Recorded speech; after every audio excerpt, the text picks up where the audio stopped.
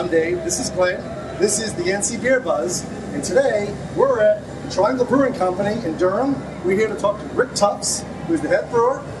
Let's see what he has on his mind. And we're joined also by Leon, the new assistant brewer here at Triangle. Hello.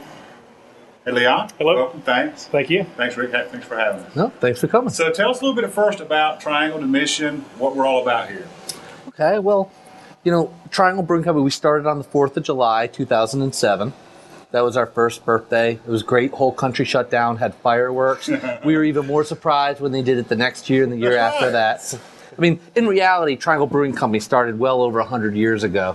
My great-great-grandparents came over from the old country, and so did my business partner, Andy's. They brought piece by piece, brick by brick, and they rebuilt this great facility that you find here that we call Triangle. No, I've got a bridge for I got a bridge for sale, too, if you believe that. But no, we decided we were a production brewery.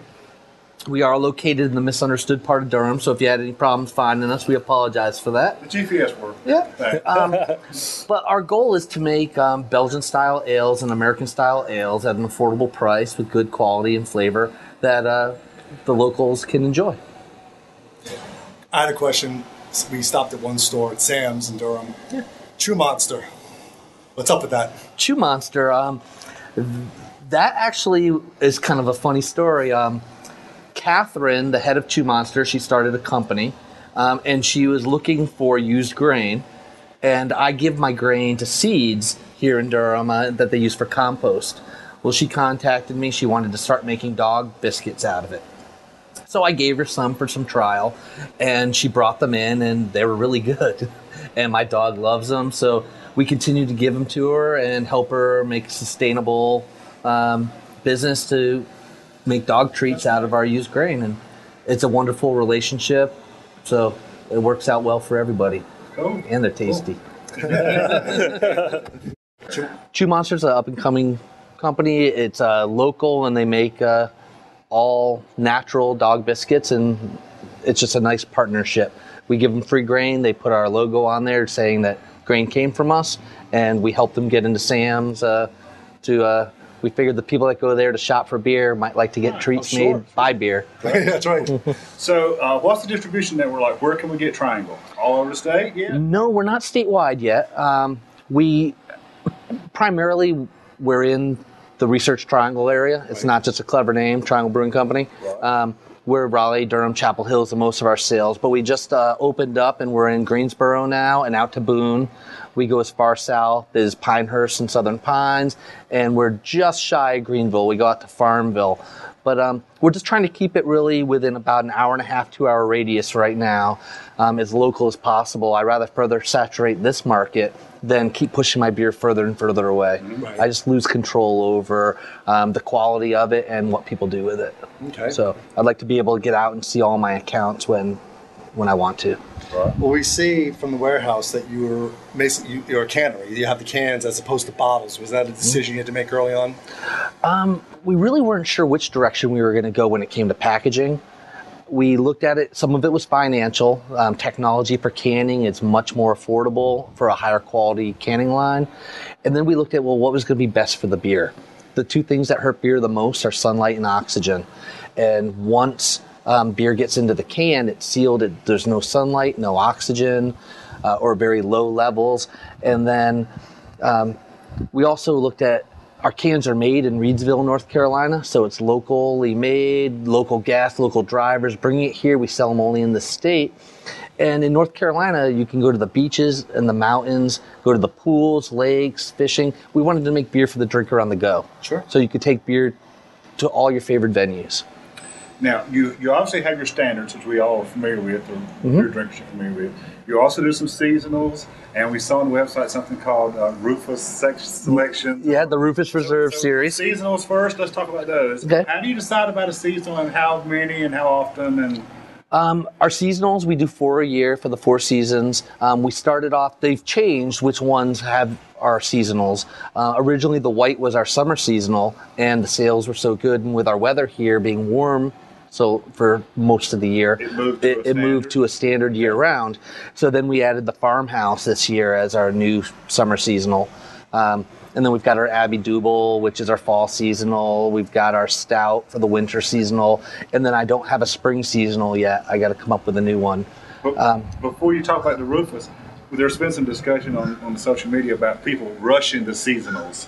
Like we're already seeing the pumpkins for the fall. Yeah. Is that a trend you got to find or you got to go with? Or how do you decide when does the seasonal season go?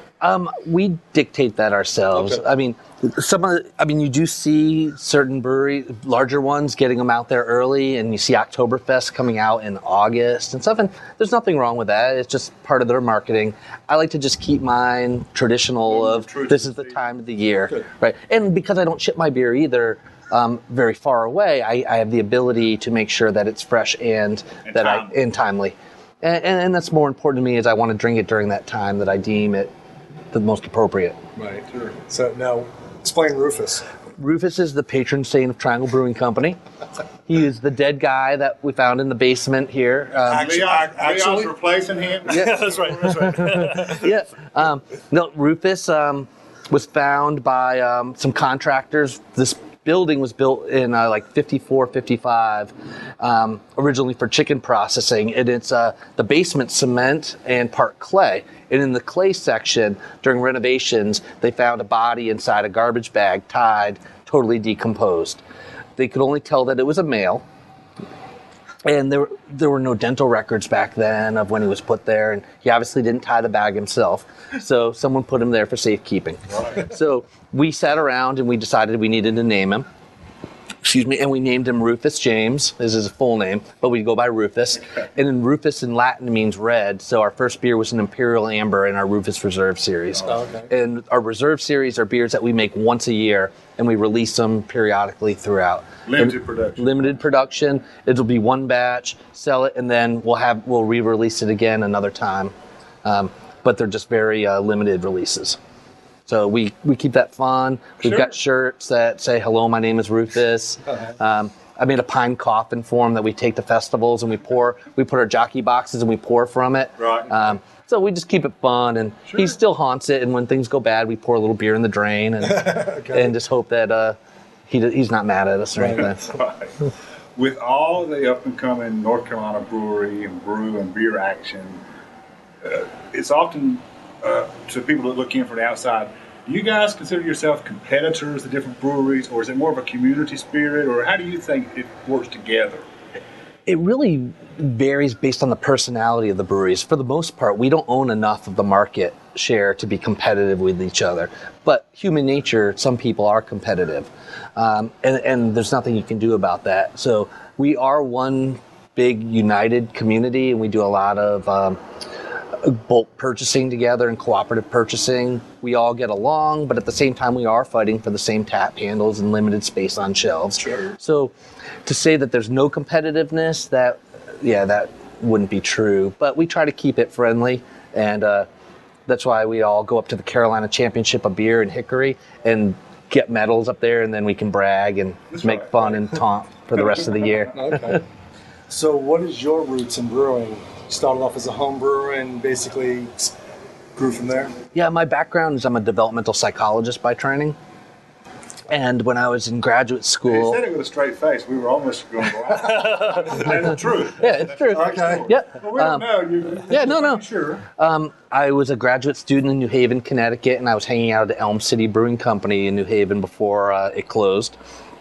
And I was really enjoying craft beer, and I got a homebrew kit for Christmas, and I started homebrewing on my stove.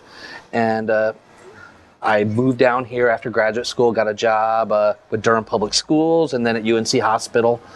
And I kept talking about wanting to open a brewery, and my wife finally told me, do it or stop talking about it. So I happened to have, it was the right time. I went to brewing school at American Brewers Guild in Vermont.